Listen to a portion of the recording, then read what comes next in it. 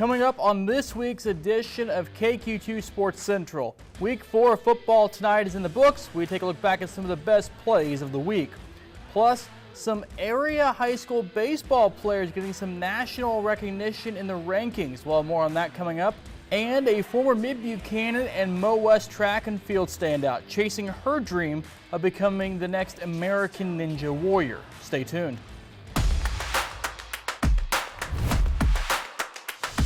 Welcome into KQ2 Sports Central. I'm Chris Roush, and it's a pleasure to be with you again this weekend. We have a lot to get to on this show, and not a lot of time to do it. As always, if you have a story to share, send it our way. So without further ado, let's get right to it.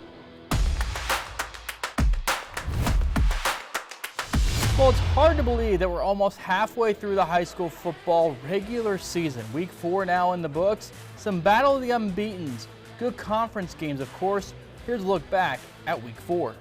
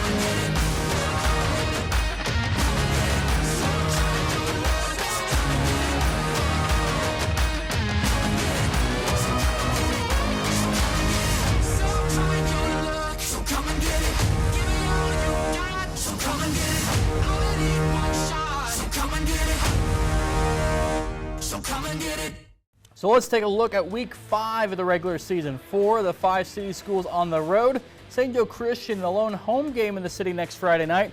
Plenty of good games, though, on the schedule across the area of Northwest Missouri and Northeast Kansas for Week 5 of football tonight. Well, we're always wanting you to send us some of the best sports moments, right? And these come from the Lathrop softball team.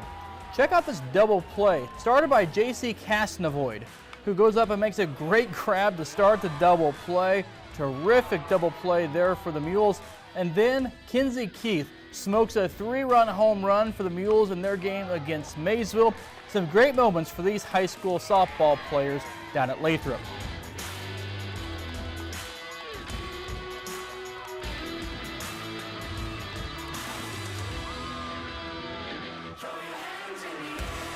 Also, congratulations to North Platte pitcher Kate Wolf for earning her 500th career strikeout this week. She reached that milestone during the Panthers game against the Stanberry Bulldogs. Well, the new prep baseball rankings out, and they feature a few local standouts from Merrick Baseball Academy, including Porter McCarthy, the 2028 Benton Cardinal, ranked 3rd in the state at shortstop and the 6th overall prospect in the state for 2028. McCarthy is the 183rd ranked prospect in the country for his class in the class of 2028. while his Benton teammate Xander Tiller ranked 5th in the state at his spot in the outfield and 21st overall in the class of 2028. And for Mid-Buchanan, Creighton House ranked 94th in the state and 17th as a catcher in the class of 2027. And speaking of Mid-Buchanan, the Dragons sophomores, juniors, and senior football players helping host Special Olympic athletes this week for some fun and drills. The Dragons have done this event for a few years now, and it gives the students a chance to get out and help others enjoy football and other sports too. How about some early high school basketball news? The Missouri Basketball Coaches Association Conference, longtime Lawson head girls basketball coach Lisa Glenn honored as the John Wooden Legacy Award recipient. It's an award given by the National High School Basketball Coaches Association. Glenn continuing to excel on the court, in the classroom, and in the community. Still ahead here on KQ2 Sports Central, Chuck Davis, the Bishop of Blonde head football coach, sitting down with KQ2's Anthony Crane to talk about his coaching career, a little bit of life, and more. And coming up next, a former Mid-Buchanan and Mo West standout track athlete trying to make it on American Ninja Warrior. We'll tell you her story after a break.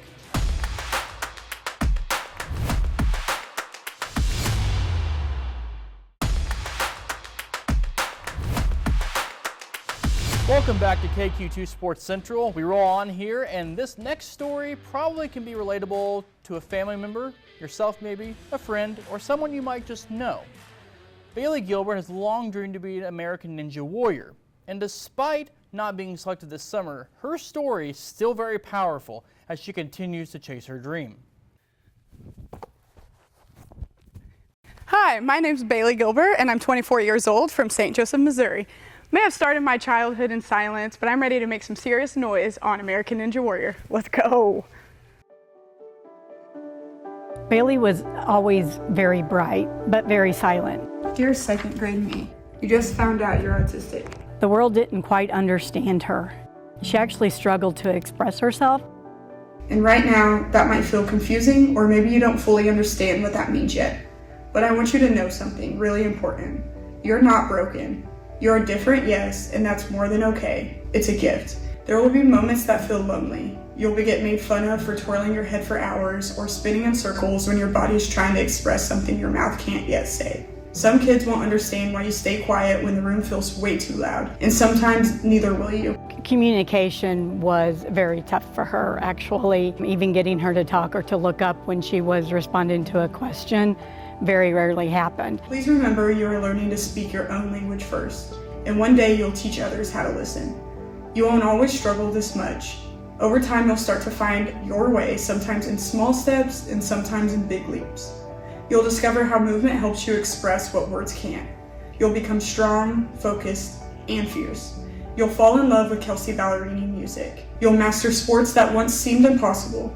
She's officially put herself into that top spot in the amateur female division. We started with dance, moved on to gymnastics and sports, and over the years she just learned how to adapt. You'll run fast and jump far, so much in fact that you'll earn full rides to run in college. And you won't stop there. You'll earn not one, but 2 master's degrees.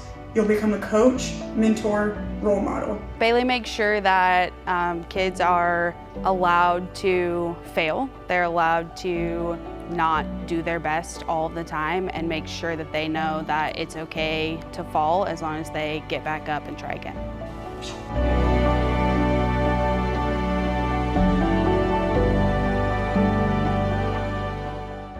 And yes, you'll become an American Ninja Warrior. You'll turn what once made you feel less than and different into your superpower. It won't always be easy to understand the things you do. There will be hard days, but one day you'll realize your differences help you connect with people in powerful ways. You'll use your story to advocate for other kids, especially those who do feel different too. You'll show them that sport can be a competition, but is also a form of communication, of healing, and of hope. So twirl your head, spin in circles, stay quiet when you need to, but one day your voice will be strong enough not just to speak, but to inspire others. Love, future me. Gilbert's efforts to be selected to compete on the next American Ninja Warrior didn't come with her being chosen for the show. but she still continues to pursue that dream while also coaching young ninja athletes over at the Vault here in St. Joseph. Well, still ahead here on KQ2 Sports Central, we continue to learn about the St. Joseph Area Sports Hall of Fame class of 2025, including the legendary golfing career of Mike Habermel and the former Kansas Jayhawk, Justin Thornton. Throws it, and it is intercepted. Justin Thornton to the 25, 20, 15, 10, 5. And after the break, we hear part of Anthony Crane's conversation with Bishop LeBlond head coach Chuck Davis. Stay tuned.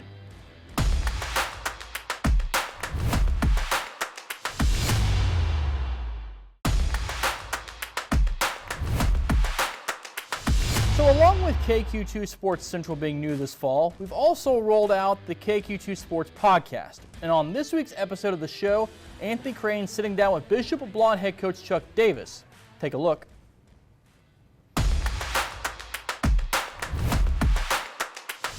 Always enjoy talking to you. How have things been going?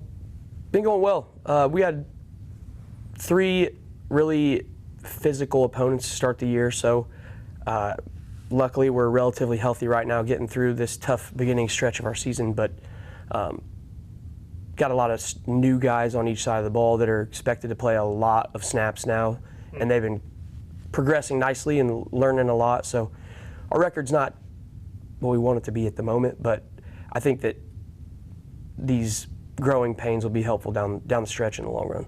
Yeah, and you're obviously a LeBlond guy.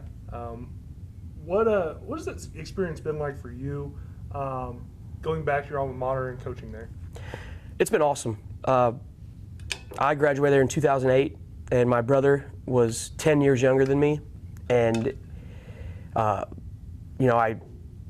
went to college, went to the workforce, kind of was trying to figure out how to be an adult, and he got into high school and was a far superior athlete to me, and he got to play for Coach Dudek, and his junior year, Tony reached out and said, you played defensive back, could you possibly come help us, even on a volunteer basis, and I jumped all over it. So I came back to LeBlond to help, primarily just to, get the opportunity to be with my brother for his last 2 years of high school. And man, I just realized how much I missed the game and missed the competition, and I wasn't very good when I played, so I had an opportunity to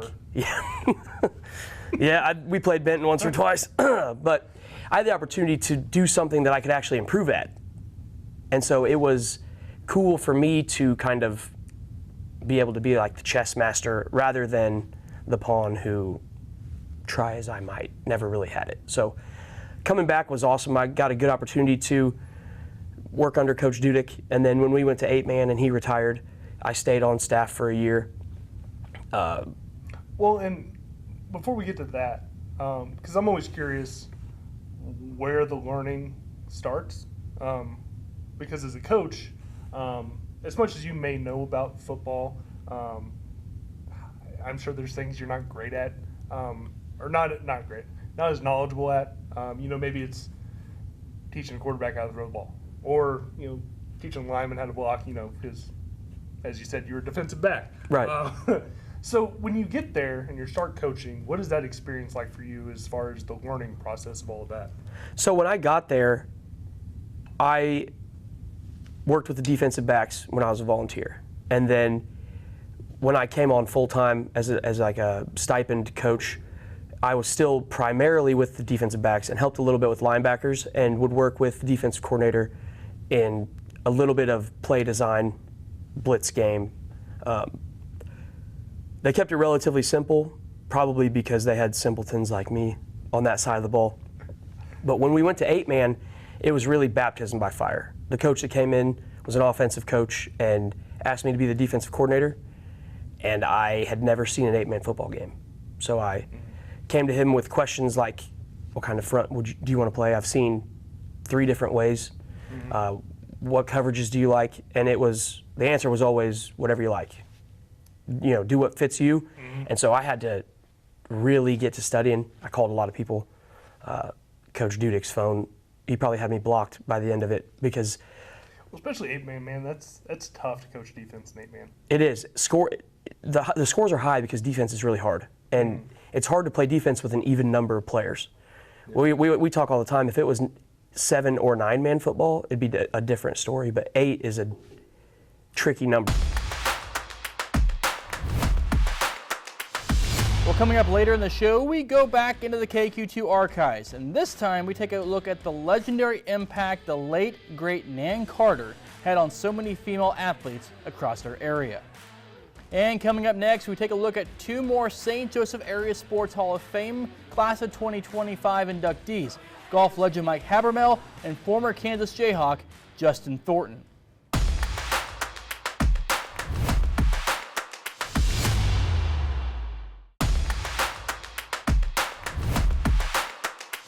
Welcome back to KQ2 Sports Central. I'm Chris Roush, happy to be with you again this weekend.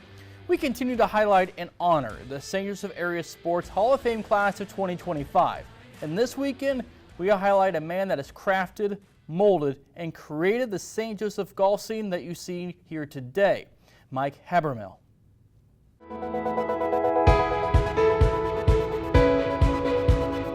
He's Mr. Golf. If anybody's played golf in St. Joe, he's probably had his hand on it somewhere, shape or form. It's not that golf wouldn't exist in St. Joseph, but if Mike Habermel never made the decision to come to town, golf looks drastically different, and not for the better.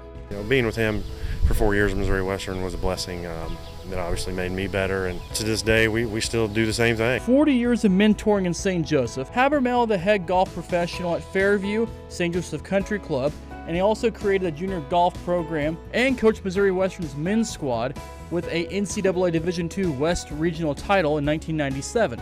He just always preached practice. If something ain't right, you can't just rest. You gotta go figure it out, and you gotta stay out there and get after it. He helped mentor many great golfers, but he also helped those who just wanted to play for fun. He's very good at talking to you and making you at ease when you're taking the lessons, while also instilling a passion for the game for those at a young age with the Northwest Missouri Junior Golf Tour. Always been a big proponent of competition, of getting better, of learning the game, respecting the game. Who knows how many lessons he's given over the years and how many free lessons he's given over the years. He might not call himself the godfather of St. Joseph golf, but there are many who do and feel very strongly about it. So Habermel takes his rightful place in the St. Joseph Area Sports Hall of Fame.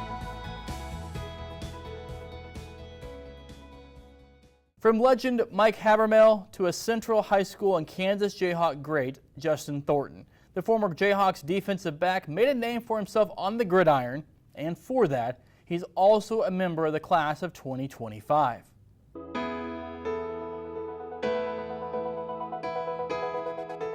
Kansas Jayhawks fans remember this game, this play, fondly. He throws it, and it is intercepted. Justin Thornton to the 25, 20, 15, 10, 5. Justin Thornton, a 3-sport letterman at Central High School, earning all-state, all-district honors. He bought in and he got better every game, and he was I'm getting goosebumps right here. Just a great leader.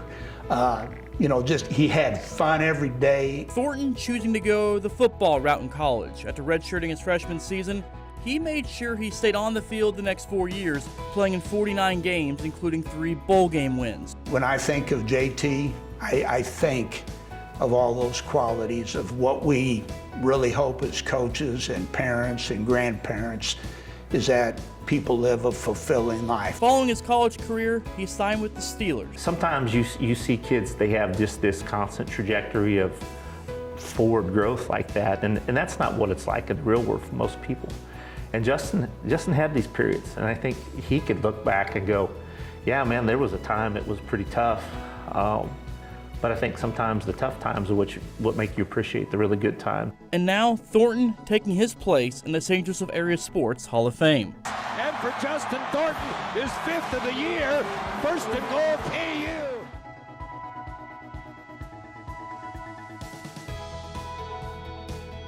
Coming up next on KQ2 Sports Central, Nan Carter, a household name in a high school sports world, especially softball, and for what she did for so many female athletes. Stay tuned.